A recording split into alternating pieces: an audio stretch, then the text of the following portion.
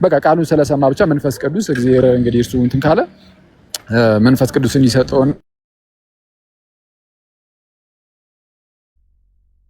ስላመነ ሳይሆን በቃ ስለሰማ ብቻ ከዛ በኋላ ነው እምነት የሚመጣው ከዛ በኋላ ነው ስለምትሉ ማለት ነው። ቃሉን በመስማት ሳይሆን መጀመሪያ ፈቃዱ የሚፈወስለት ነው ያልኩት።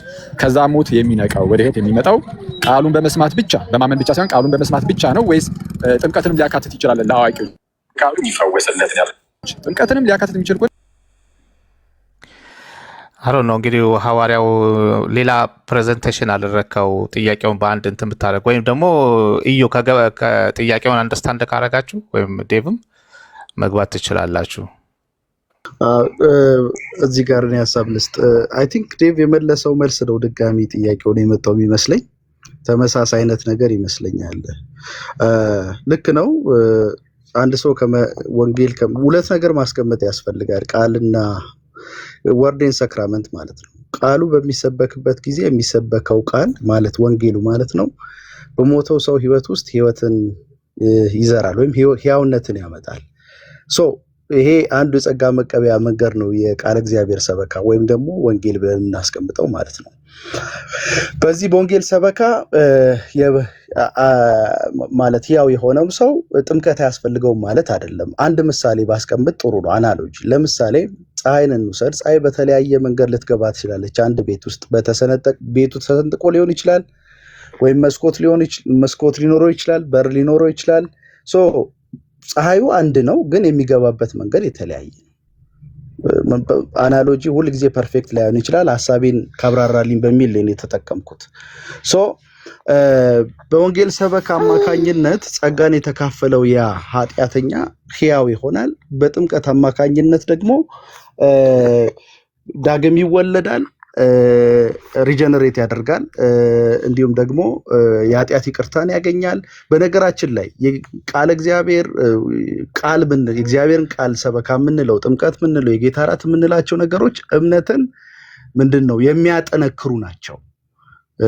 በጥምቀት ውስጥ ስለ እምነት ነው የምናወራው። በጌታ እራት ውስጥም ስለ እምነታችን የሚጠነክር ስትሬንግዝን የሚሆንበት ነው እንጂ የሆነ ታይም ላይ ዳነ ከዛ በኋላ ሌሎቹ ጀስት ስርዓታዊ ናቸው የሚል አይነት ግንዛቤ የለም።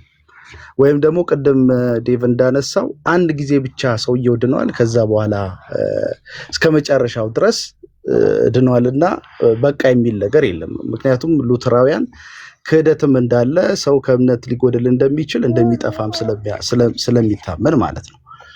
በዚህ አይነት ምናልባት ጥያቄን ከመለስኩት እሺ አሁን ይሄ ያው እንግዲህ ጠቅለል ያለውን ነገር ለመናገር ነው መሰለኝ ሞከርኩ በእናንተ ዘንድ የሚታመነው። የኔ ጥያቄ ግን ስፔሲፊክ በሆነ መልኩ ምን የሚል ነበር? አንድ ሰው ሞቷል በኃጢአት ምክንያት እንግዲህ በአዳም በኩል በመጣው ኃጢአት ሞቷል ተብሏል። አሁን ጥያቄውን ሁላችሁም በረም ስሙ። ተጠያቂያኑ ብቻ ሳይሆን ሌሎች አዳማጮችም ማለት ነው። አንድ ሰው በአዳም በኩል የመጣው ሞት ውስጥ ገብቷል። በአዳም በኩል የመጣው ሞት ውስጥ ሲወድቅ የወደቀበት አወዳደቅ በጣም ከፍተኛ ከመሆኑ የተነሳ ነፃ ፈቃድ የሚል እምነት አለ በሉትራኖች ዘንድ። በእኛ ዘንድ ሳይሆን በሉትራኖች ዘንድ ፈቃዱን ማጣው ነፃ ፈቃድ የለውም የሚል እምነት አለ። ነፃ ፈቃዱን ስላጣው ከዚህ ከወደቀበት ሞት መፍቀድ አይችልም። መፍቀድ ስለማይችል እግዚአብሔር ነው በቃ በራሱ በጸጋው ብቻ በራሱ ብቻ በእግዚአብሔር ፈቃድ እንጂ ያለ ሰውየው ፈቃድ ከዛ ከሞት ወደ ህይወት ያመጣዋል። ከሞት ወደ ህይወት ለመምጣት የሚያስፈልገው ጥምቀት ነው ወይስ የቃል ስብከት ነው የሚለው ላይ እንዴት እንደጠየቁኝ ላሳያችሁ። ለምሳሌ ህፃናት ከሆነ እንደዚህ እናድርገው የተወሰነ በደንብ ሰው እንዲረዳው። ለምሳሌ አንድ ህፃን ልጅ ከዚህ ከሞት ወደ ህይወት ለማለፍ ማለት ነው በአዳም በኩል ከመጣው ከዚህ ሞት ወደ ህይወት ለመምጣት የቃል ስብከት ነው የሚያስፈልገው ወይስ ጥምቀት ነው? መጀመሪያ እቺን ንገሩኝ የህፃናትን፣ ከዛ እቀጥላለሁ ጥያቄውን። አንዳችሁ እንትን በሉና ይቅርታ ጋር ዴቭ ጥምቀት ነው አሰልስትና ቆያው እንትን አጠር ያለ መልስ እያደረግን አንድ ይችን እንድትረዷት ነው ጥያቄ። እየተቆራረጠ ነው ቤተሰብ አኬ እየተሰማ ስላልሆነ ፕሊዝ ታፕ ኮፒ ሊንክ አድርጉ አንዴ ፕሊዝ። እየሰማችሁ ነው? ከታች ይሰማል? አሁን እየመጣ እሺ የሚሰማ እየተቆራረጠ ነው ከሆነ የኔ አሁን የመጀመሪያው ጥያቄ ምንድነው? አሁን እቺ ስትመልስ በጣም ከወጣ ቆይ አንዴ እሺ አንዴ ቆይ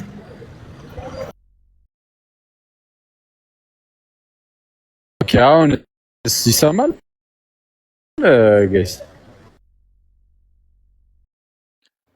ትንሽ በተወሰነ መልኩ ባክ ኤንድ ፎርስ ይመጣል ይሄዳል ድምፅ ታፕ ታፕ አንዴ ቤተሰብ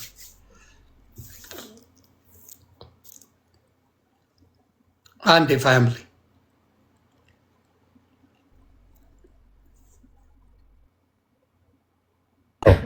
እስቲ እንዴት ነው እስቲ አሁን አውራ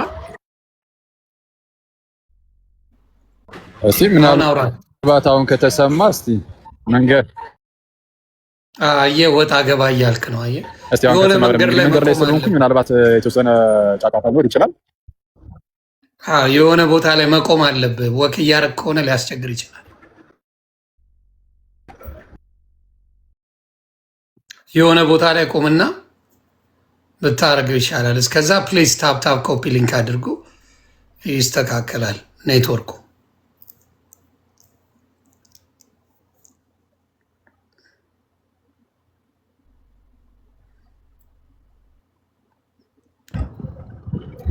እሺ አሁንስ ይሁን ይሰማል አሁን ይሻላል እስቲ ኦኬ አሁንስ ኦኬ ጎ አሄድ እስቲ እንግዲህ የሚሰማ ከሆነ እቺ ቦታ እንዳለ ካልሆነ ወጥቼ ይገባለሁ እዛው ቆም የተመዳት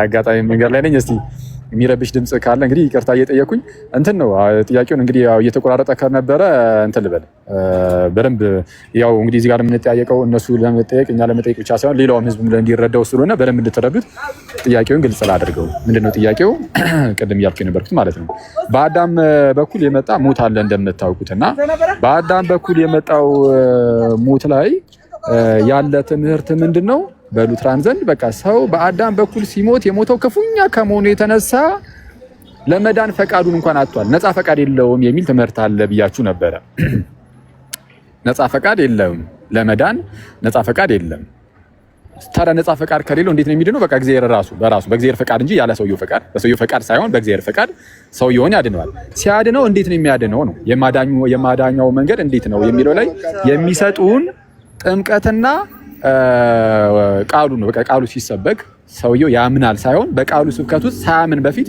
መንፈስ ቅዱስ ይሰጠውና እንዲያምን ያደርገዋል ያንን ሰውዬ ራሱ እግዚአብሔር መንፈስ ቅዱስን ሰጥቶ እንዲያምን ያደርገዋል ገና ሳያምን በፊት ማለት ነው ስለዚህ ሳያምን በፊት መንፈስ ቅዱስ ያስፈልገዋል ያ ሰው እንዲያምን መንፈስ ቅዱስ ያስፈልገዋል አሁን ይሄንን የሚያገኘው ወይ በጥምቀት ነው ወይ ደግሞ በቃሉ በኩል ነው በሚሰበከው ስብከት በኩል ነው ለምሳሌ ለህፃናት ሲሆን እንዴት ነው ይሄ ነገር የሚሰራው በቃሉ ስብከት ሊሆን አይችልም ብዬ አስባለሁ ምክንያቱም ስለማይሰሙ ስለዛ በጥምቀት ነው የሚሆነው ወይስ እንዴት ነው የህፃናቱ ልክ ስትነግሩኝ አዋቂዎች ላይ ጥያቄው ምን እንደሆነ ከጥምቀት አንፃር ልንገራችሁ ህፃናቱ እንዴት ነው በጥምቀት ነው ወይስ የምርም በስብከትም ጭምር ነው ከዚህ ሞት የሚወጡት ከዚህ ከሞት ወደ ህይወት የሚመጡት አጠር ያለ መልስ ብትነግሩኝ ከዛን ጥያቄ ቀጣዩን ደግሞ ላቅርብ እኔ ሀሳብ ልስጥና ዴቭ ይቀጥላል አኬ እዚህ ጋር ምናልባት ያልተገነዘብከው ነገር ስላለ ክላሪፋይ ላድርግልህ ጥምቀትንና የወንጌል ስብከትን ፍጹም የሚለያዩ አድርጎ ማስቀመጥ በሉትራን ዘንድ የለም ምን ማለት ነው ለምሳሌ ጥምቀትን ከእግዚአብሔር ቃል ልትለየው አትችልም ካህኑ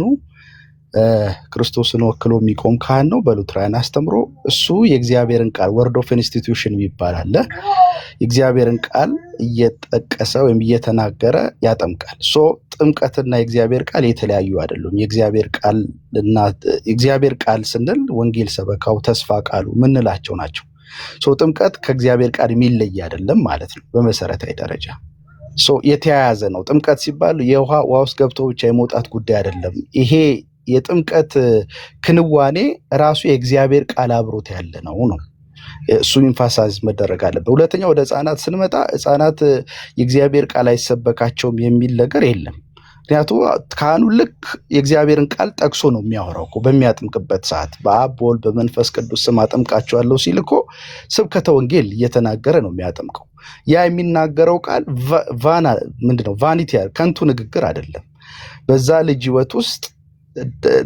ምንድነው ኦሪጂናል ሲንን አስወግዶ ያንን ልጅ ሕያው የሚያደርግ ዳግም የሚወልድ ወደ ክርስቶስ አካል የሚጨምር ነው ስለዚህ ጥምቀቱ ከእግዚአብሔር ቃል ተለይቶ የሚታይ አይደለም ለማለት ፈልጌ ነው ሁለቱ የተያዙ ናቸው። ምናልባት እዚህ ላይ ዴቭ የሚጨምሩ ቆይ አንዴ ቆዝቼ ላይ እንድረዳ መጀመሪያ እንትን እንድበል ይቅርታ። ስለዛ አሁን በቃሉ በኩል ሲባል በሚሰበከው ስብከት በኩል ድህነት ይሰጣል ተብሎ ሲነገር ሰውየው መስማት የማይጠበቅበትም ነው። ምክንያቱም ህፃናት መቼስ ይሰማሉ አንልም አይደል? እምነት ከመስማት ነው፣ መስማትም በእግዚአብሔር ቃል ነው እንደሚል ህፃናት ይሰማሉ፣ ይሰበካል አልከኝ፣ ቃል ይነገራል፣ ትክክል ነው። እሱማ የትም ቦታ አለ። ግን ህፃናቱ ይሰሙታል ወይ ነው ወይስ በሚሰበከው በኩል ያድናል ሲባል ሰውየው መስማትም አይጠበቅበትም? ዝም ብሎ እንደዚሁ ነው ብቻ የሆነ ቦታ ይሰበክ ሰውየው ሰምቶ ሰማውም አልሰማውም ዝም ብሎ ያድናል ነው? ህፃናት ሊሰሙ ስለማይችሉ ማለት ነው። አሁን እምነትን ወንጌል ሰበካ ሲካሄድ ኢንተሌክቹዋል የሆነ ኮግኒቲቭ የሆነ እውቀትን አይደለም ማሰብ ያለብን። እኛ እምነት ስንል ሉትራን በእግዚአብሔር ላይ ያለ መደገፍ ማለት ነው። ይሄ በጣም እጅግ ሚስጥራዊና የእግዚአብሔር ስራ ነው። ለምሳሌ አንድ ሰው በአመክንዮ ላይ በተመሰረተ መንገድ ዝርዝር ነገሮች ተቀምጠውለት እነዛን ዝርዝር ነገሮች ትክክል መሆናቸውን አረጋግጦ ሲቀበል ያለ እና በእግዚአብሔር ሚስጥራዊ አሰራር ያ በኃጢአትና በበደሉ ሙት የሆነ ሰው በእግዚአብሔር ላይ መደገፍን ሲያገኝ የተለያዩ ጉዳዮች ናቸው። ሉትራንስ የመጀመሪያውን አይነት ጉዳይ አይደለም የሚያነሱ፣ ስለ ጥምቀት ሲያነሱ፣ ስለ ድነትም ሲያነሱ በእግዚአብሔር ላይ ያለ መደገፍ ነው። ቃሉን መሰረት አድርጎ ካህኑ በሚናገርበት ጊዜ አሁን ስለ ጥምቀት ነው የምናወራው፣ ወርድ ኦፍ ኢንስቲትዩሽን እያወራው ነው ያለሁት። በሚያርግበት ጊዜ እንደው ካህኑ የሚናገረው ነገር ይዘቱን ሕፃኑ አገናዝቦ አውጥቶ አውርዶ እንደዚህ ይሄ ያስኬዳል፣ ይሄ አሳማኝ ነው፣ ይሄ ደግሞ አያሳምንም እያለ አይደለም አመነ የሚባለው። ይሄ የሚሰብከው ቃል በራሱ ሙት ለሆነው ለዛ ማንነት ሕያውነትን ይሰጣል፣ በእግዚአብሔር ላይ መደገፍ እንዲኖረው ያደርጋል ብለን እናምናለን። ይሄ እጅግ በጣም ሚስጥራዊ ነው፣ እግዚአብሔር የሚሰራው ስራ ነው። በእግዚአብሔር ላይ ያለ መደገፍ እንጂ ይሄ ፕሮፖዚሽናል ስቴትመንት ተቀምጦ በዛ ፕሮፖዚሽናል ስቴትመንት ኮንቪንስድ ሆኖ የሚደረግ እምነት አይደለም። እንደሱ አይነት እምነት ስለዛ የህፃኑ መስማት ያን ያህል አስፈላጊ አይደለም ነው አይደለ? ህፃኑ ሊሰማይ ስለማይችል የህፃኑ መስማት ያን ያህል አስፈላጊ አይደለም ማለት ነው። በህፃኑ መዳን ውስጥ የህፃኑ ወንጌልን መስማት አስፈላጊ አይደለም። ምን መሰለ፣ አንድ ማወቅ ያለብን ነገር ምንድነው? አሁን የጠየቀኝ ጥያቄ የተሳሳተ ጥያቄ ላይ ትክክለኛ መልስ መስጠት አስቸጋሪ ነው የሚሆነው። ምንድነው የተሳሳተ ጥያቄ የሚሆነው? ለማመን መስማት ያስፈልጋል የሚል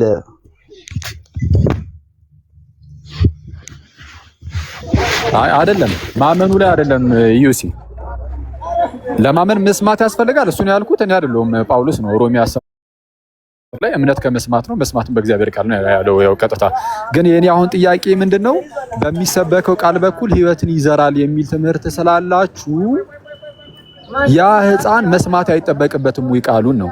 አይ መስማት ይጠበቅበታል ካላችሁኝ እንዴት ነው የሚሰማው? እስቲ እሱን ንገሩን። እና ያው በቃሉ በኩል ህይወትን ያገኛል ስለተባለ ህፃኑ አይ መስማት አይችልም ከተባለ ግን ምንድነው አሁን መስማት የማይችል ዝም ብሎ ኖርማል የሆነ ሰው ጋር ዝም ብለን ሄደን ስለሰበክን ብቻ እዛ ሰው ውስጥ ዝም ብሎ እንዲህ አይነት ነገር እምነት እየተፈጠረለት ወይም ህይወት እየተዘራበት ነው ወይ ያስብላል። እና አሁን ህፃኑ ልጅ ላይ ያ ህፃን ልጅ ከሞት ወደ ህይወት የሚመጣው ሲጠመቅ ነው ወይስ ቃሉ ሲሰበክ?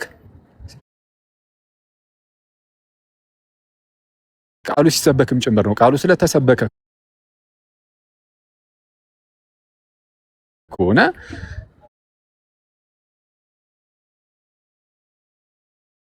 መስማት አይችልም። ስለዚህ ጸጋን የሚቀበለው ወይም ደግሞ እንግዲህ እግዚአብሔር ጸጋውን የሚሰጠው በጥምቀቱ በኩል ነው ብለን እንናገራለን። ለአዋቂው ሲሆን ደግሞ የምናብራራበት መንገድ አለ። አሁን ህፃኑ በጥምቀት ውስጥ ነው ያንን ጸጋ የሚቀበለው።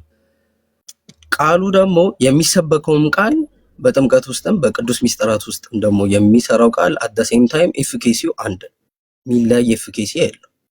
ስለዚህ ቃሉ ባለበት መንፈስ ቅዱስ ደግሞ ይሰራል። ቃሉ በሚሰበክበት ለምን ጥምቀት ራሱ ቃሉን ነው የሚይዘው። ስለዚህ አብ ወልድ መንፈስ ቅዱስን የሚይዝ ከሆነ ያን ልጅ ሪጀነሬት የማድረግም የኃጢአት ይቅርታንም መስጠት ከዛ አንፃር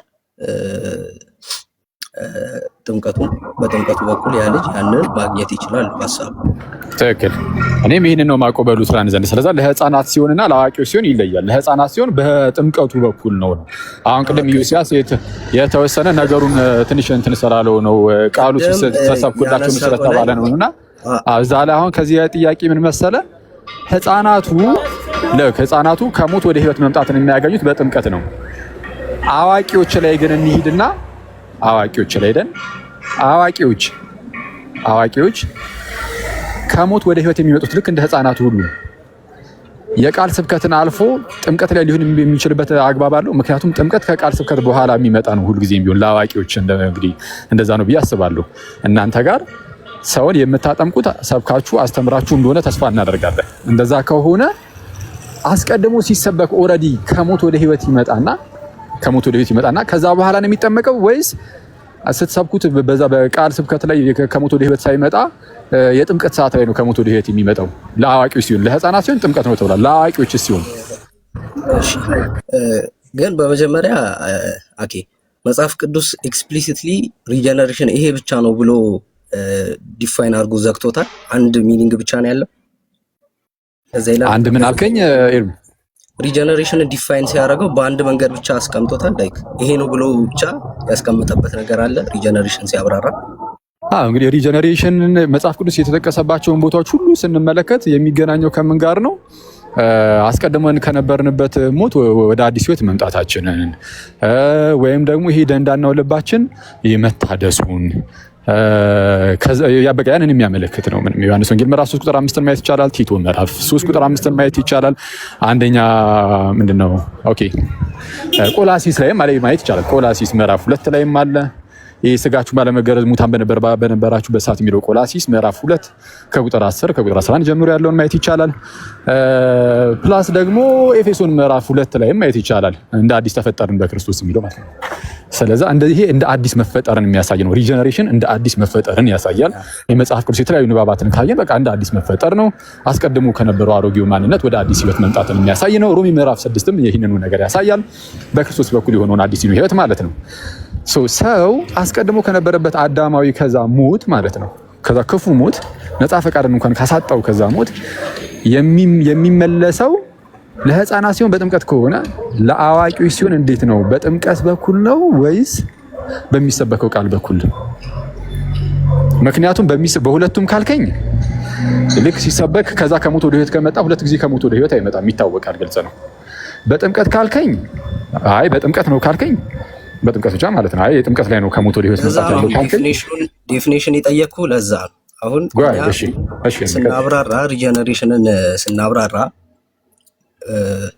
በሶስት መልኩ ይብራራል። ለምሳሌ አንድ የሉትራን ቴዎሎጂያን አለ ሊንድበርግ የሚባል አለ። እሱ ሲያስቀምጥ እንዴት ነው ያስቀመጠው? ወይም ደግሞ ሰመራይዝ ነው ያደረገው የሉትራኑን ስነ መለኮት ሰመራይዝ አድርጎታል። ምን ብሎ ነው ያስቀመጠው? በሶስት መልኩ አስቀምጦታል።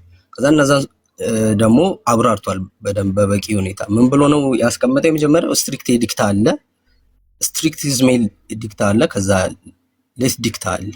ሪጀነሬሽን ነው የሚያብራራው። ሶ የመጀመሪያው ላይ ስንመጣ ይሄ ወደ ህይወት መምጣትን የሚያመለክተው ላይ ወይም ደግሞ ይሄ በስትሪክቱ ሴንስ ሲወራ የመጀመሪያው ሪጀነሬሽን ወደ ህይወት መምጣት ነው። ያ ማለት ከዛ ሙት ከነበረው ህይወት ወደ አዲሱ ህይወት የሚመጣበት ያ የሞተው ሰው ህይወት የሚያገኝበት ነው። ያንን እናወራለን። ስለዚህ ያ ደግሞ አዋቂው ሰው ደግሞ ወደ ጥምቀት ከመምጣቱ በፊት ደግሞ ቃሉ ይሰበክለታል። ስለዚህ በቃሉ በኩል ደግሞ የሚያገኘው ምንድነው? እምነትንም ይፈጥርለታል። ያ ሰው ሪጀነሬት ሆነ ስንል ወደ ህይወት መጣ ነው የምንለው። ስለዚህ በባፕቲዝም ደግሞ ያ ሰው ምንድነው የሚሆነው? ሪጀነሬት ይሆናል። ያ ማለት በምን ኤግዛምፕል ያስቀምጠዋል ሊንድበርግ? አንድ ህፃን ልጅ በእናቱ ማህፀን ሆኖ ህይወት አለው። ምክንያቱም ያው አቦርሽንን ምናምን ስንቃወም አሁን ህይወት ስለሆነ ነው ያ ህፃን ልጅ ወይም ደግሞ ህይወት አለው ስለሚባል። ስለዚህ በእናቱ ማህፀን ነው ህይወቱ የሚጀምረው ያ ልጅ። ግን ፉሊ ያንን ያገኘውን ህይወት ወይም ደግሞ ያንን ህይወት ኤክሰርሳይዝ ማድረግ የሚችለው ያገኘውን ፓወር ኤክሰርሳይዝ ማድረግ የሚጀምረው ከተወለደ በኋላ። ስለዚህ ይሄንንም ወደዚህ ስናመጣው እንዴት ነው አንድ ሰው ሪጀነሬሽኑ ፉል የሚሆነው ወይም ፐርፌክት የሚሆነው የት ጋር ነው? ያው ፐርፌክት አይደለም እያለን ሳይሆን ግን በደንብ ሲልድ የሚሆነው የሚጠብቀው ባፕቲዝም ጋር። ስለዚህ ያ ሰው ቃሉ ሲሰበክለት ወደ ህይወት ይመጣል። ከዛ ግን ባፕቲዝም ጋር ሲመጣ ደግሞ ሪጀነሬትም ሲሆን ያው ሪጀነሬሽን ኮንቲኒው አለው ስለምንል የኛ ኦርዶ ሳሉቲስም ዋን ታይም ስላልሆነ ወይም ደግሞ ጀስቲፊኬሽንንም ስናወራ ኮንቲኒዋል አስፔክት አለው ብለን ስለምንናገር ከዛ አንፃር ያ ሰው ራይቸስነስን እየተቀበለ ይሄዳል። ልክ በአብርሃም ህይወትና በዳዊት ህይወት እንዳየ ነው ማለት ነው። ስለዚህ ያ ሰው በቃሉ ሪጀነሬት ይሆናል መጽሐፍ ቅዱስም ስለሚያስቀምጥ፣ በባፕቲዝምም ደግሞ ሪጀነሬት ይሆናል። በቃሉ ጋር ግን ሲሆን ምንድነው ይሄ የመጀመሪያውን ታይፕ ሪጀነሬሽን ይሄ ወደ ህይወት መምጣቱ ያ ሰው ወደ ህይወት የሚመጣው አንዴ ነው። ኦብቪየስሊ ያ የሚደጋገም ነገር አይደለም። ግን ከዛ በኋላ ያንን ፓወር ኤክሰርሳይዝ ማድረግ ያ ያገኘውን አዲስ ህይወት ኤክሰርሳይዝ ማድረግ ጋር ሲመጣ ግን ያ ሰው ሪጀነሬሽኑ ባፕቲዝም ኢፌክቲቭ የሚሆነው ነው ሐሳቡ። እሺ በጣም አሪፍ። እሺ ኤርሚ፣ ስለዛ ከሞት ወደ ህይወት ሲመጣ ለአዋቂው ሰውዬ መጀመሪያ ማለት ነው እንግዲህ ከዛ ከአዳማዊ ሞት ብዬ ስለጠየቁትም ለዛ ነው ስፔሲፊክ አድርጌ ሪጀነሬት ሲያደርግ ዳግም ሲወለድ የመጀመሪያውን እንበለውና አሁን አንተ እንዳልከው ከሞት ወደ ህይወት ሲመጣ በጥምቀት ሳይሆን በቃል ስብከት ነው ማለት ነው። እዚህ ላይ እንደዛ ነው ሐሳብህ መሰለኝ። ከዛ በኋላ ቀጣይ ግን ይሄ ከሞት ወደ ህይወት የመጣው ሰው በዛው ደግሞ እየጠነከረ ምናምን ይሄዳል አይነት ነገር ነው። በጥምቀትም ምናምንም ያው እንደ ሲልም ሆነ ያገለግላል ነው። ስለዛ መጀመሪያ ፋይን መደረግ አለበት ያልኩ ለዛ ነው። አዎ ከሞት ወደ ህይወት ብዬ እኮ የጠቀስኩልህ እኮ መጀመሪያ ከዚህ ከአዳማዊ ሞት ብዬ እኔ እሱን ነው ጥያቄ ነው። የኔ ጥያቄ ግን ከአዳማዊ ሞት ነው። ከአዳማዊ ሞት ወደ ህይወት ለመምጣት ነው የኔ ጥያቄ። ያው ይሄ ስፔሲፊክ ነው አይደለ? ከአዳማዊ ሞት ወደ ህይወት ለመምጣት በአዳም በኩል ከመጣው ነፃ ፈቃድን ካሳጣው ከዛ ሞት ሰው ተላቁ ወደ ህይወት ለመምጣት በጌታ በክርስቶስ በኩል የሆነውን ህይወት ለማግኘት የመጀመሪያውን ማለት ነው። ለአዋቂዎች በጥምቀት ነው ወይስ በቃል ስብከት ብቻ ነው? ኤርሚስቲ ኮርኔሊዮስ ስፔሲፊክ አድርገን ኮርኔሊዮስ ሉተር ቆይ ይጨርሱ። ኦክስበርግ አለ፣ ከዛ ዳዊት ይጨርስ። ዴቭ ይጨምርበታል። ግን እኔ እቺን እንትን ላድርግ፣ ያው ብዙ እያወራው ስለሆነ ለዴቭ ምድል ለመስጠት ያው አሁን መጀመሪያ የጠየኩት ጥያቄ ምንድነው ለእንትኔም እንዲሆነ ለእኔም ላካሄድም እንዲመች ሪጀነሬሽንን ባይብል በቃ ወደ ህይወት ማምጣት ብቻ ነው ብሎ ዲፋይን አድርጎታል ወይ ብዬ ነበር ከዚህ በፊትም። የኔ ሪጀነሬሽን አይደለም እኮ ቃሉን ራሱ የጠቀምኩ አንተ ነህ እንጂ እኔ ያልኩት ከአዳማዊ ሞት ወደ ህይወት ነው ያልኩት። ስለ አንተም እንደምታምን ማወቅ አለብኝ። አሁን ቀጣይ ይሄው ከአዳማዊ ሞት ይሄው እኔ ነው እኔ አሁን ጥያቄ ከአዳማዊ ሞት ወደ ህይወት መግባት ከሆነ በቃሉ በኩል ነው ምን እንጂ በጥምቀት አይደለም። ለአዋቂዎች ለህፃናት ሲሆን በጥምቀት ነው፣ ለአዋቂዎች ሲሆን ደግሞ በቃሉ ብቻ ነው። በጥምቀት አይደለም። ያው ቃሉን ቀድሞ ይሰማል። ቃሉን ደግሞ እኮ ቀድሞ መስሎኝ ይሰማል እኮ ያ ሰው። ስለዚህ ለአዋቂዎች ሲመጣ ለህፃናት ሲሆን ቅድም ጥምቀት ነበር ያልከኝ። አሁን ለአዋቂዎች ግን በጥምቀት ሳይሆን በቃሉ በኩል ነው። ህፃኑማ ባፕቲዝም ላይ ነው የሚያገኘው እኮ። ትክክል ነው። አይ ነው እየተከራከርኩኝ አይደለም ኤርሚ፣ የእናንተን እምነት ለማወቅ ነው። የህፃናት ሲሆን በጥምቀት አዋቂዎች ሲሆን ግን በጥምቀት ሳይሆን ቃሉን በመስበክ ሆኖ ደግሞ እዚህ ጋር ግን ግልጽ እንድታደርግልኝ በማመንስ ነው ከሞት ወደ ህይወት የሚመጣው ወይስ በስብከቱ ብቻ ነው ማለት? እስኪ ትንሽ እንትን አድርገው ያሁኑን ሀሳብ ብቻ። እሺ ከአዳማዊ ከዛ ሞት ወደ ህይወት ለመምጣት የቃሉን ስብከት ይሰማና ሰውየው አምኖ ነው የሚወጣው ወይስ ሳያምን ነው? ማለት ቃሉ ሲሰበክለት ያምናል ወይ ነው? አምኖ ነው። አዎ አምኖ ነው ወደ ህይወት የሚመጣው ወይስ ወደ ህይወት መጥቶ ነው የሚያምነው? አይ ሪጀነሬት ነው የሚሆነው መጀመሪያ። ለምን ወደ ህይወት መምጣት አለበት ያ ሰው። ስለዛ አንድ ይቅርታ ልደት በጣም ይቅርታ እንትን ትላለህ። ስለዛ ወደ ህይወት ከመጣ በኋላ ነው የሚያምነው። ሚኒንግ በጥምቀት ብቻ ሳይሆን በእምነትም አይደለም ማለት ነው ወደ ህይወት የሚመጣው። እንደዛ ካመጣህ እኮ ዮሐንስ 1:13 ያለው ይፈርሳል። በሰው ፈቃድ አይደለም ይላል እኮ። አይ እሱን ማለት አይደለም። እሱ በሰው ፈቃድ አይደለም የሚለው ከስጋ መወለድ አንጻር ነው። በሰው ፈቃድ አልተወለዱም ማለት ከስጋና ከስጋ አይደለም የሚያወራው። ችግር የለም። ሪጀነሬሽንን ያወራል፣ ግን ከስጋ ፈቃድ አልተወለዱም ማለት የተወለዱት ከእግዚአብሔር ነው። ስለዚህ ሪጀነሬት የሆኑ ያሉት በእግዚአብሔር ፈቃድ ነው እንጂ በሰው ፈቃድ አይደለም ነው ሐሳቡ አይደለም? አይ እንደዛ አይደለም ሐሳቡ፣ እንደዛ አይደለም። ዮሐንስ ወንጌል ምዕራፍ 1 ከላይ ከፍ ብለህ ቁጥር 11 ጀምረህ ስትመለከተው ወደ ራሱ ሰዎች መጣ፣ የገዛ ወገኖቹ ግን አልተቀበሉትም ይልና ለተቀበሉት ግን በስሙም ለሚያምኑት ለእነርሱ የእግዚአብሔር ልጆች ይሁኑ ዘንድ ስልጣን ሰጣቸው ይላል። ለማን? ለሚያምኑት። ስለዚህ ያለ እምነት የሆነ የእግዚአብሔር ልጅነት የለም። ይቅርታ ኤርሚ፣ እየተከራከርኩ አይደለም፣ መከራከር የለብኝም ጉዳይ ስላልሆነ ጥያቄ ብቻ ላቅርብና ስለዚህ አሁን ሰው ከሞት ወደ ህይወት ሲመጣ በዛውም እኮ ሰውም እንዲያቆም ነው እምነታችሁን እንጂ ይሄ እኮ ትክክል ነው። በቃ ይሄን አውቀዋለሁ። ሰው ከሞት ወደ ህይወት የሚመጣው በጥምቀት ብቻ ሳይሆን በጥምቀት አይደለም። አሁን አንተ እንዳልከኝ ከሆነ ለእንትን ለአዋቂዎች ሲሆን ማለት ነው። በእምነትም አይደለም። በቃ ቃሉ ብቻ ይሰበካል። እግዚአብሔር ነው ስራውን የሚሰራው። ሰውየው ሳያምን ከሞት ወደ ህይወት ያመጣውና ከዛ እንዲያምን ያደርገዋል የሚለውን እሱን እንትን እንድንለው በቃ ቴንክ ዩ ኤኒዌይስ እግዚአብሔር ያክብርልኝ ኤርሚ።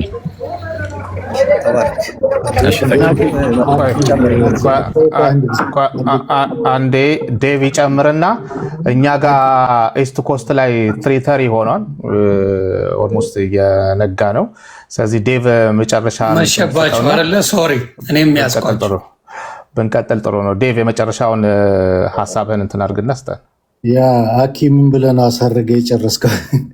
ከዚህ በፊት ተነጋግረናል። ቴምፖራል እና ሎጂካል የሚለውን ተነጋግረናል። ኩረሳው እንዴ ወይ እንዴት ነህ? ሰላም ይመስገን አምላክ። ሰላም ለአንተ ይሁን። ዲቫ እንዴት አለ? እግዚአብሔር ይመስገን። ሎጂካሊ እንትን ምንድነው ሎጂካሊ ዳግም ለመወለድ እምነት አያስፈልግም የተባለበት ማለት ነው አይደለ? ዳግም ስለተወለደን እናምናለን እንጂ ስላመንን ዳግም አንወለድም ያላችሁትን ተመሰን ያለው ኤርሚ እኮ ነው። ያለ እምነት ነው አልካ። አሁን መጨረሻ ላይ ስታሳርገው ያለ እምነት ነው ዳግም ይወለድ ከሞት ወደ ህይወት፣ ከዛ ሞት ወደ ህይወት የሚመጣው ሰውየው አምኖ አይደለም፣ መንፈስ ቅዱስ ነው ስራውን የሚሰራው ነው።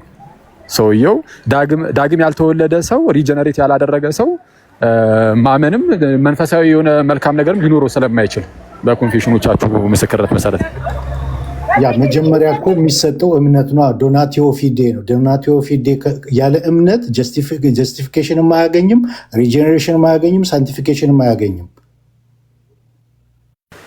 ይሄ አሁን ሪጀነሬሽን ያልኩ የትኛውን ነው? አሁን ኤርሚም ከፋፍሎ እንደተናገረው ስትሪክተስ ዲክታ አለ፣ ላቲየስ ዲክታ አለ፣ ላቲስመስ ዲክታ አለ። እነዚህ በሙሉ በሰውየው ህይወት ውስጥ በሚከናወኑበት ሰዓት ከኮሉ በኋላ ማለት ነው። የመጀመሪያው ኮል ነው። በቴምፖራል አስፔክት ኮል ነው የሚቀድመው። ያንን ኮል ሰውየው የዛን ሰዓት ቦንዴጅ ኦፍ ዊል ውስጥ ነው። ሪዚስት የሚያደርግ ፍቃድ ብቻ ነው ያለው። ያንን ኦፖዝ የሚያደርግ ብቻ ነው። ኮሉን ግን ሪዚስት ካላደረገ፣ ሪጀክት ካላደረገ ከዛ በኋላ በሰውየው ህይወት ውስጥ የሚቀጥለው ኮንቨርሽን ነው። ኮንቨርሽን ደግሞ ሪፔንታንስ እና ፌትን ሁለት ክፍል አለ። ማጋ ነው የሚጮህ? ቅዱስ ሚዩት አድርግልና ቅዱስ ጋር ነው። ቅዱስ ጋር ነው።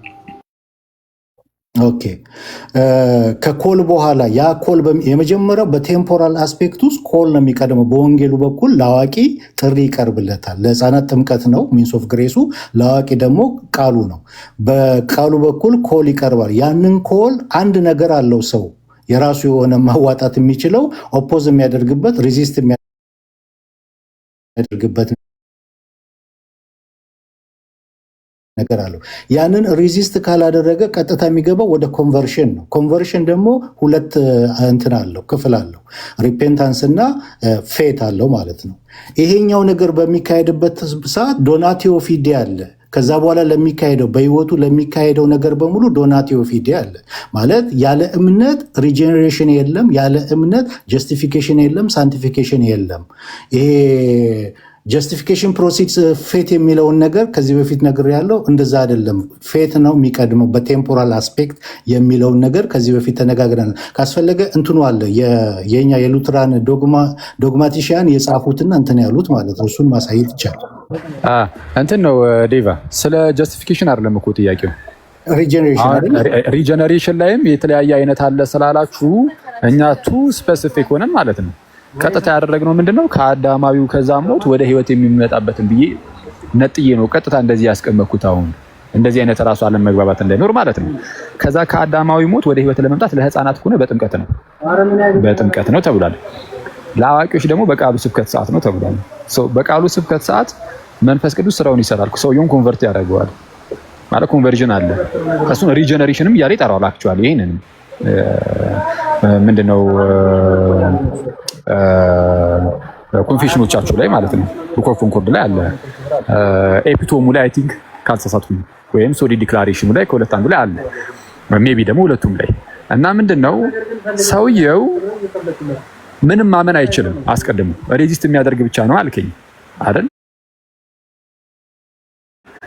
ከተቃውሞ ውጪ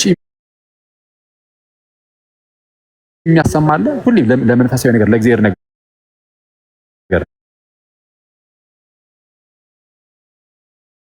ይሉም አሉ። ባይቀበሉት እንኳን ሳይቃወሙ ጸጥ የሚሉ አሉ የሚባልላቸው እንደዚህ አይነት ፈቃድ ያላቸው ሰዎች አሉ።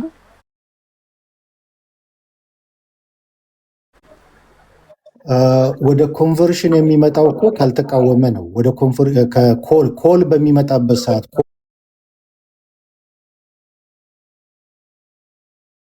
ኮሉ በሚመጣበት ሰዓት የዛን ሰዓት ኦፖዝ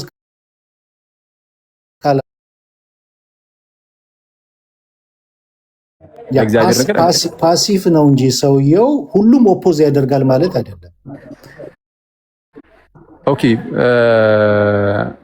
ስለዚህ አሁን አንተ እያልከኝ ያለው በሉትራን ትምህርት ነፃ ፈቃዱን ሰውየው ሲያጣ ለእግዚአብሔር ነገር ሁሌ የሚቃወም ብቻ አይደለም እያልከኝ ነው። በሰውየው ውስጥ ያለው ፈቃድ ፈቃዱ የሚቃወም ብቻ አይደለም፣ ሬዚስት የሚያደርግ ነው ያለው ፈቃድ። ቅድምም ስናስቀምጠው ነበር ሬዚስት የሚያደርግ ማለት የሚቃወም ማለት ነው። ያንን ሁሉ ጊዜ ይጠቀምበታል ወይም ደግሞ ሁሉም ሰው የወንጌሉ ቃል በሚመጣበት ሰዓት ጥሪው በሚመጣበት ሰዓት ሁሉም ሰው ኢየሱስም ቅድም የጠቀስናቸው ክፍሎች አሉ ስለ ኢየሩሳሌም የተናገረው ማለት ነው። ወደ ገዛ ወገኖቹን በሚመጣበት ሰዓት የገዛ ወገኖቹ አልተቀበሉትም፣ ሪጀክትን ያደረጉት። ኦፖዝ የሚያደርግ አለ፣ ያንን ደግሞ የሚቀበል አለ። የሚቀበል ጭራሽ የሚቀበልም አለ። የሚቀበል ስል ያንን ሪጀክት የማያደርገው ሬዚስት የማያደርገው ወደ ኮንቨርሽን ይመጣል ማለት ነው። ስለዛ ድህነቱ ከእግዚአብሔር ብቻ ሳይሆን ሰውየው ስላልተቃወመም ጭምር ነው ማለት ነው። ፓሲቭ ነው እኮ አኬ፣ ፓሲቭ ነው። አክቲቭ ነው መቼ መሰለህ? አይደለም ስለ አክቲቭነቱ አይደለም የሚያወራው ዲቭ።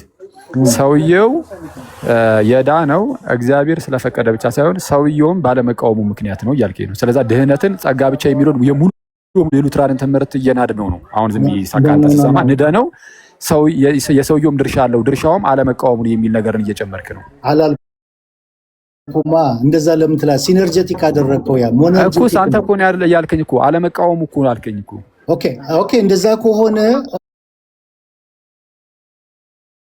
የሚቃወም ብቻ ከሆነ ወደ መዳን የመጡት እንዴት መጡት? ምንድነው የሚያድናቸው ላይ ብቻ ነው የምታወሩት፣ ሌላውን በቃ ጸጥ ነው የምትሉት። ስለዚህ የሚያድናቸውን ግን አስቀድሞ ወስኗል። ሲወስንም ደግሞ ሰዎቹ ስለሚያምኑ አይደለም፣ ዝም ብሎ ራሱ በክርስቶስ በኩል ለማዳን እግዚአብሔር ስለመረጠ ብቻ ነው። የራሱ የእግዚአብሔር ጉዳይ ብቻ ነው እንጂ ሰውየው ምንም ነገር ታይቶበት አይደለም ነው የምትሉት። ምንም ነገር ታይቶበት ካልሆነ እዚህ ጋር አንተ ግን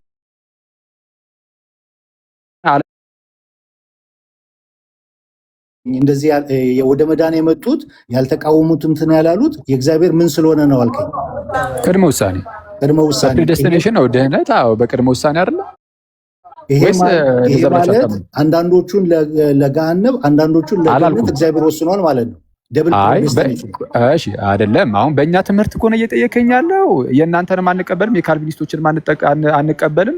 የእግዚአብሔር ቅድመ ውሳኔ በቅድመ እውቀቱ ላይ ነው የሚመሰረተው። እግዚአብሔር እኔ ለምሳሌ እንደማምን ካወቀ ማመኔን ምንድነው አስቀድሞ የኔን ማመን አይቶ ከዛ ከማመኔ በእኔ በነፃ ፈቃዴ ለመን አለመን ይህንን አይቶ የሆነ ነገር ሊናገር ይችላል። ቅድመ ውሳኔ ተብሎ ሊነገር የሚችለው በቅድመ እውቀት አንጻር ነው። እናንተ ጋር ግን ቅድመ ውሳኔ የምትሉት ነገር የኛም እንደዛው ነው። አይደለም፣ ከቅድመ እውቀት አንጻር አይደለም፣ በቅድመ እውቀት ነው። ኮንፌሽናችን የሚል የሚያስቀምጡ አንዴ አስቀድሞ እምነትን አይቶ ነው በሰዎች ዘንድ እግዚአብሔር አስቀድሞ ይወሰነው። እግዚአብሔር የሚድኑትን ያውቃል፣ ሬዚስት የሚያደርጉትን ያውቃል የሚለውን ያስቀምጣል ኮንፌሽናችን። አይደለም ያውቃል አያውቅም አይደለም። ቅድመ ውሳኔው ግን የሚመሰረተው አንተ እንደምታምን አስቀድሞ ስላወቀ ነው የወሰነ። ኖ ቅድመ ውሳኔ ቅድመ እውቅና ያውቃል አይደለም። አይ የኔ ጥያቄ ለምሳሌ አንተን እግዚአብሔር አስቀድሞ ከወሰናቸው ውስጥ አንተ አንዱ ብትሆን፣ ለምሳሌ በድህነት ውስጥ እግዚአብሔር አስቀድሞ ከወሰናቸው ውስጥ አንተ አንዱ ብትሆን፣ በእናንተ ትምህርት አንተን የወሰነ እንደው እንደምታምን አስቀድሞ አውቆ ነው ወይ ዝም ብሎ ራሱ ስለፈለገ ነው?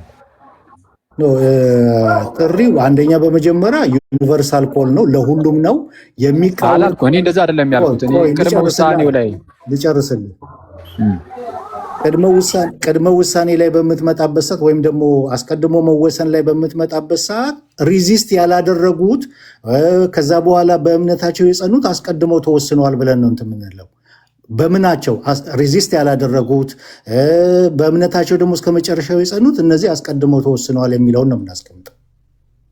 እኮስ እሺ፣ ሬዚስት ያላደረጉት ያመኑት፣ የጸኑት እነዚህ ሁሉ ነገር ያደረጉት አስቀድሞ ስለተወሰነባቸው ነው ወይስ አይደለም? ወይ መሰረቱ የእግዚአብሔር ቅድመ ውሳኔ ነው ወይስ የራሳቸው ነው? ኦኬ ሰማለሁ ኤርሚ። አዎ፣ ግን አንዴ ከዲቭ ጋር እየተደጋገመ ስለሆነ ብዬ ነው። ከዚህ በፊትም እኔ እናንተ ማውርተንበታል ብዬ ነው። ልደትም ቢቀር ይሻላል ትንሽ በጣም ሰዓትም እየሄደ ስለሆነ። እሺ ወንድም ኤርሚ እናሳጥረው ብዬ። እሺ ይቻላል። ጥሩ ሀሳብን አቅርብና እንጨርሰው ይሄን ሀሳብ። ከዛኛ አይቼ አሁን መጨረሻ ላይ እኮ ጥሩ። እሺ አይ እኔ እንኳን ሀሳቤ የነበረው ይሄው ነው። ምንድነው እግዚአብሔር አስቀድሞ ወስኗል ስለምትል አስቀድሞ ወስኗል። ፕሪዴስቲኔሽንን ስናወራ እግዚአብሔር ከኛ ምንም አይቶ አይደለም፣ ምርጫው በክርስቶስ በኩል ነው ብለን ነው የምናስቀምጠው። ስለዚህ ያ ደግሞ ምርጫው በክርስቶስ በኩል ደግሞ ከሆነ አንድ ሰው ፓሲቭ መሆኑን ነው የምናስቀምጠው፣ ወይም ደግሞ ለድነቱ ፓሲቭ ነው ያ ሰው ወይም ደግሞ ፈቃዱ እየታሰረ ስለሆነ ብለን እንናገራለን። ስለዚህ አሁን ዴቭ ቅድም ሲያብራራ የነበረው ምንድን ነው፣ ሰውየው ለምሳሌ ወንጌል ተሰበከ፣ ከዛ ያ ሰውዬ ኔቸሩ ራሱ ምንድን ነው፣ ተፈጥሮ ራሱ ኃጢአተኛ ነው። ስለዚህ ያ ኃጢአተኛ ደግሞ ገና አልጸደቀም። ስለዚህ ያ ማንነቱ ራሱ ኃጢአት የሚሰራው ያ ማንነት ራሱ ወደ ክፉ ነው ሁሌም የሚያዘነብለው እንጂ ወደ መልካም አያዘነብል። ለምን? መጽሐፍ ቅዱስ እንደሚለው ለዚህ ዓለም ሰው መንፈሳዊ ነገር ሞኝነት ነው ብሎ ይናገራል። ስለዚህ ያ ሰው የሚያዘነብለው ወደ ክፉ ነገር። ስለዚህ ሬዚስት የሚያደርገው ከኔቸሩ የተነሳ ነው። ከኔቸሩ የተነሳ ሬዚስት ያደርጋል። ስለዚህ እግዚአብሔር ስላልመረጠው ነው ምናምን ማለት አንችልም። ባለፈውም ስናወራ እንደነበረው ማለት ነው። ግን ከኛ ሳይድ ስናወራ ለምንድን ነው ለምሳሌ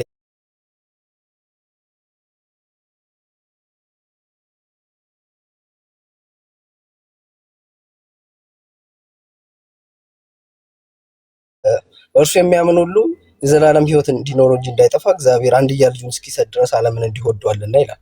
ስለዚህ ሁሉን እንዲድን ፈልጎ እግዚአብሔር ልጁን ከላከ እንትናን መምረጥ እንትናን አትድንም የማለት ደግሞ እንትኑ ራሱ ይጋጫል። ስለዚህ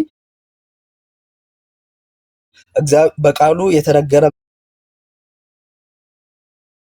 ምንድነው? እግዚአብሔር ሁሉም እንዲድን መፈለጉ አለ። በልጁ የሚያምን ደግሞ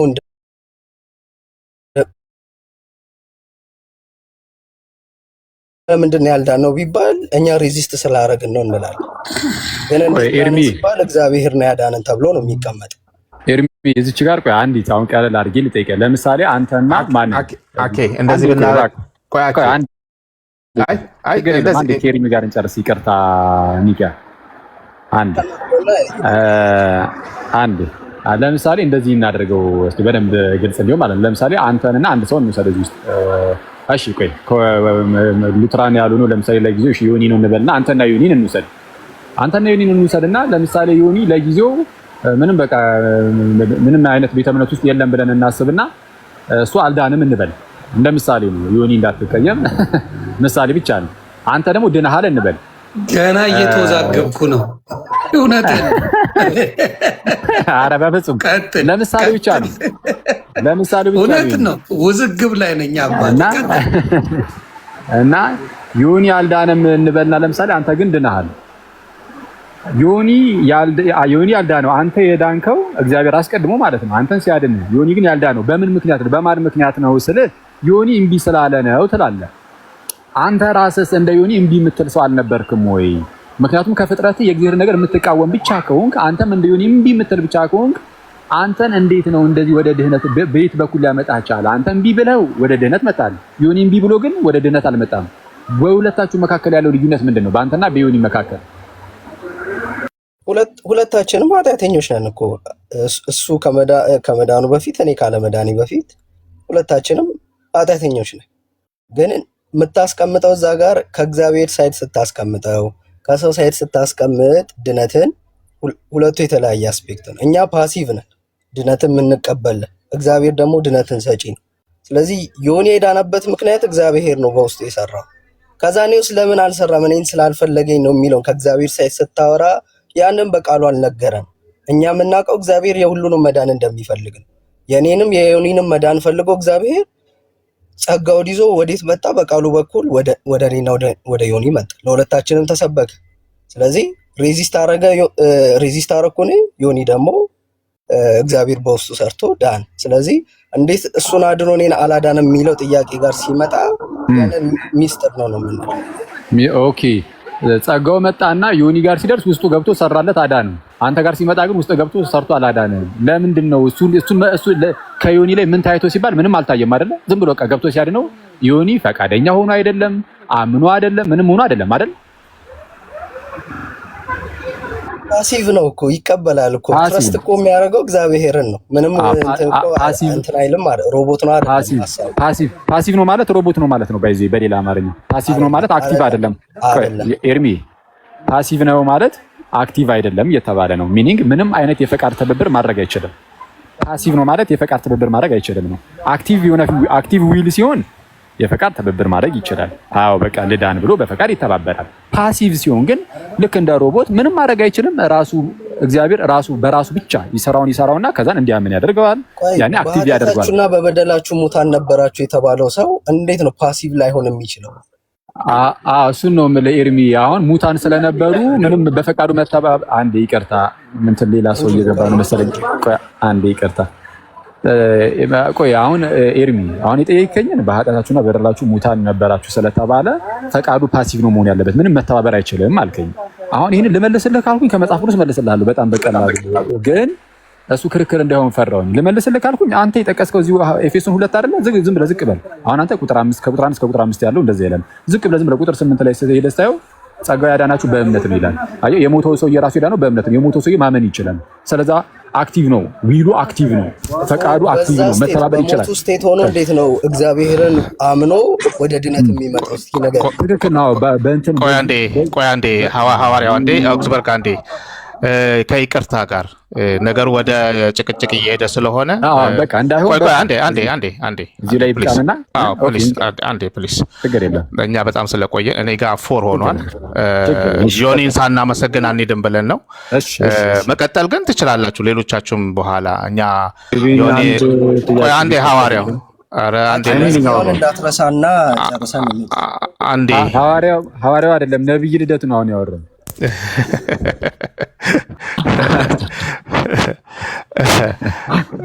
አንድ ጥያቄ መጠየቅ እችላለሁ እኔ?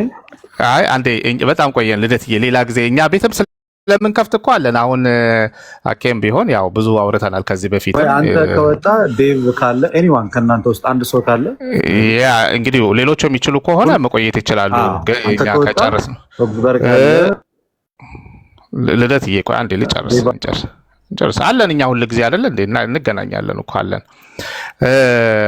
ዴቭ ምናልባት መጨረሻ ላይ ማለት የምትፈልገው ነገር ካለ ደስ ይለኛል። መቆየት የሚፈልግ ሰው ካለም ደግሞ መቆየት ይችላል። ግን አንድ ላይ ስለመጣን እንደዚህ አድርጉ። ኒቂያ ያ እኛም እናመስግንና ከዛ በኋላ እናንተ ጠቅለላችሁት ምናምን ጨርሱ። የእናንተ ፕሮግራም ስለሆነ ይሄ ከእናንተ በኋላ የኛ ማውራታችንም አግባብነት ስለሌለው እኔ በቃ እንግዲህ ቴንኪዩ በርቱልን ልል የምችለው እግዚአብሔር ያክብርልኝ። እንግዲህ ሉትራን ወንድሞቻችን በጣም የምናከብራቸው የምንወዳቸው ወንድሞች ናቸው። እንደምታዩት አንድ ጥያቄ ነበር። እሺ አንዴ እንትን ልበልና ከዛን ጥያቄ ካለ ጠይቃለሁ። ልደት የምንወዳቸው የምናከብራቸው ወንድሞቻችን ናቸው። የተረጋጉ ናቸው እና ሪስፔክት አለን። በንግግር መካከልም ደግሞ ያስቀየምናችሁ ነገር ካለ ለሱ ይቅርታን እየጠየቅን ይልመድባችሁ፣ በርቱልን። እግዚአብሔር ከእናንተ ጋር ይሁን። እናመሰግናለን። በጣም ነው የምናመሰግነው ሐዋርያው። እኛም በጣም ነው በዚህ ፕላትፎርም እንግዲህ ዴቭ ዮኒ ቤት ለመጀመሪያ ጊዜ ነው የዮኒ ማክብሮን ትምህርታችሁን እዚህ ቦታ ላይ ስጡን ብሎን ፕላትፎርሙ ፈቅዶልን ብዙ ህዝብ እንዲያየው ስላደረገ በጣም ነው የምናመሰግነው። ይሄ የመጨረሻችን ነው ብለን አናምንም ዮኒ። ስለዚህ ደግሞ በተረጋጋ መልኩ በጊዜ ገብተን ብዙ ትምህርቶችን የምንማማር ይመስለኛል ብዬ አስባለሁኝ። ከዚህ በተረፈ ላይ ምታችም የነበራችሁ ሁላችሁንም በጣም ነው የምናመሰግነው። ምናልባት በጣም ሰዓት ስለሄደ የመጨረሻ አንዳንድ ነገሮችን ያዘጋጀነውን ወደ ሌላ ጊዜ ባስተላልፈው ጥሩ ነው። ዴቭ የምትለው ነገር ኦክስበርግ የምትለው ነገር ካለ በሉና እናጠቃልል። አኬ ልደት ኦልሬዲ ገብቷል እና አንድ ጥያቄ ብቻ ከሆነ እሱን መልሰን ብንለያይ።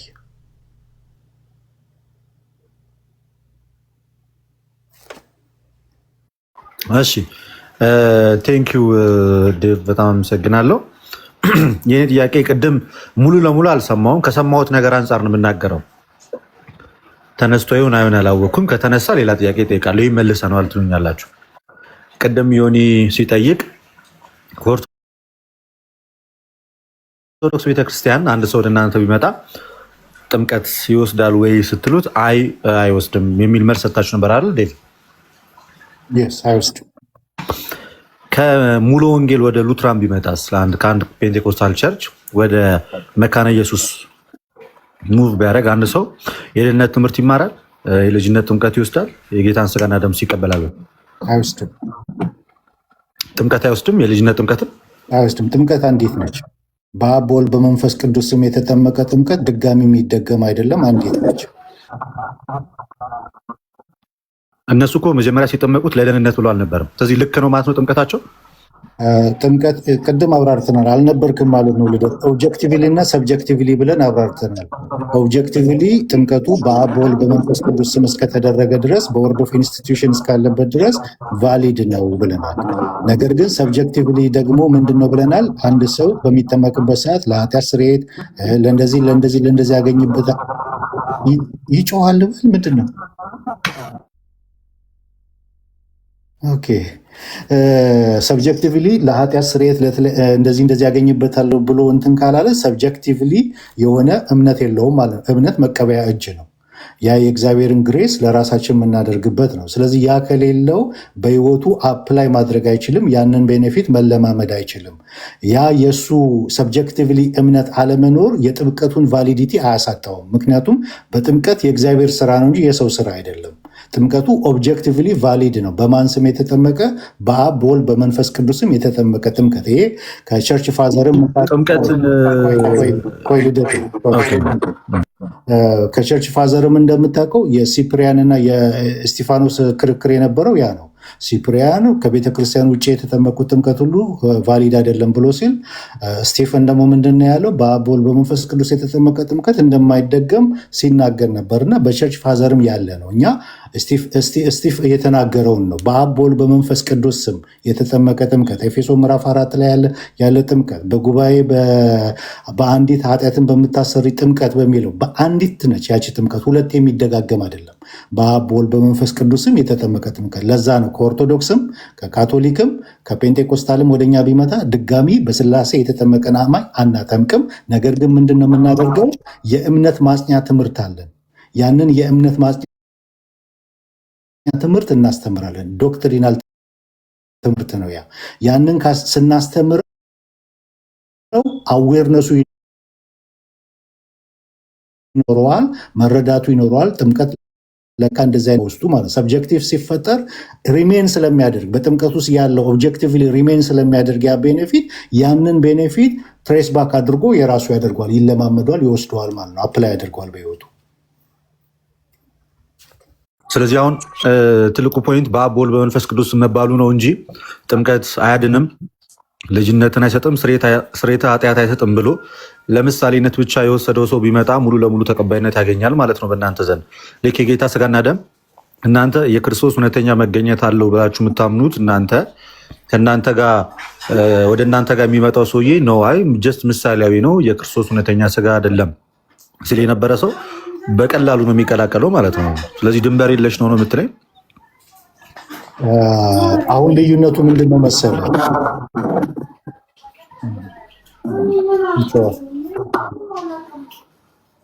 ልዩነቱ ምንድን ነው መሰለ? ኮንፌሽን እኛ ኮንፌሽን አለን። ከኮንፌሽናችን ውጭ አንዲት እርምጃ መራመድ አንችልም። ኮንፌሽናችን ላይ የተቀመጠ አለ፣ ቅድም ብያለሁ።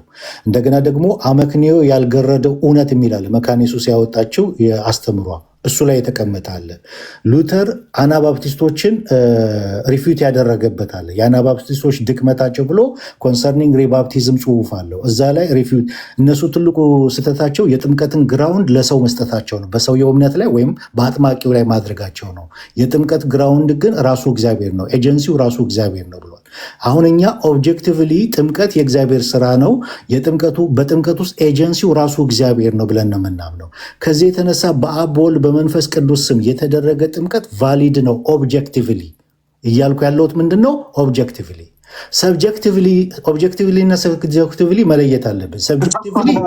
ሰብጀክቲቭሊ ሰውየው ጥምቀት ለኃጢአት ስርየት፣ ጥምቀት ለድህነት፣ ጥምቀት እንደዚህ ያገኝበታል ብሎ የማመን የራሱ የማድረግ የመውሰድ የመቀበል ነው። ሰብጀክቲቭሊ ያ እምነት ሳይኖረው ተጠምቋል። የእሱ እንደዚ አይነት እምነት መኖሩ ሉተር እንዳውም ሲገልጠው አንድ አይሁዳዊ በተሳሳተ አይምሮና በተሳሳተ ነገር መጥቶ በአብ በወልድ በመንፈስ ቅዱስም ቢጠመቅ ጥምቀቱ ቫሊድ ነው የሚለው። አንድ አይሁዳዊ እንኳን በተሳሳተ መረዳት የእሱ በተሳሳተ መረዳት ትክክል ባልሆነ መረዳት መጠመቁ የጥምቀቱን ቫሊዲነት አያሳጣውም ነው የሚለው። ኮንፌሽናችንም እንደዛ ነው የሚያስቀምጠው። ኦኬ፣ ስለዚህ የፔንቴኮስታል ጥምቀት ቫሊድ ነው እያልከኝ ነው ማለት ነው። አሁን እነሱ ቫሊድ ነው። ጥምቀት አያድንም ባይሉም የእነሱ ጥምቀት ኦብጀክቲቭሊ ቫሊድ ነው። ልደት ኦብጀክቲቭሊ ቫሊድ ነው። ኦኬ፣ እሺ፣ ቴንክ ዩ ዴቭ። ምናልባት አንድ የመጨረሻ ጥያቄ አገኘው አንድ የመጨረሻ ጥያቄ እንገናኛለን እኮ አንድ ብቻ ነው ያልከው። ይሰማል ድምጼ? የመጨረሻ አንድ ከተፈቀደ ጥያቄ ልክ ነህ። አይ ፈቃደኛ ከሆንክ ብቻ ነው፣ ካልሆንክ ትሰከ ሌሎቹ ሰኔ እኮ ኒቂያና እንትን ብዬ ነው አስፈቅጄ ነው። ዮኒም ደክሞታል ብዬ ነው።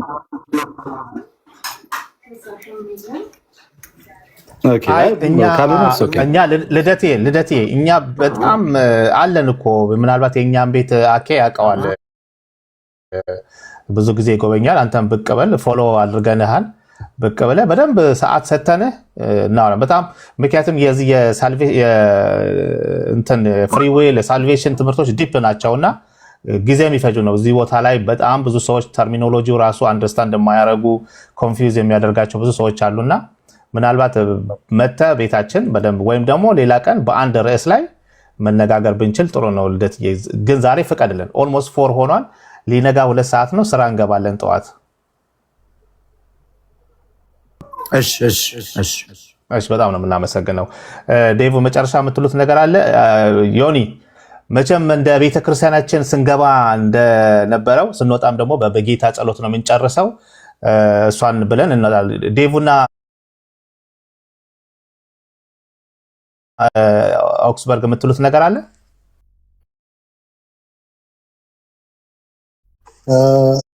ዮኒን ማመስገን ፈልጋለሁ። ዮኒ በጣም እናመሰግናለን፣ ቤተን ስለፈቀድክልን የሉትራንን አስተምሮ በሰፊው እንድናስተምር እንድንወያይ ረጅም ጊዜ ስለሰጠህን በጣም እጅግ አድርገን እናመሰግናለን ማለት ፈልጋለሁ። ቴንኪው በጣም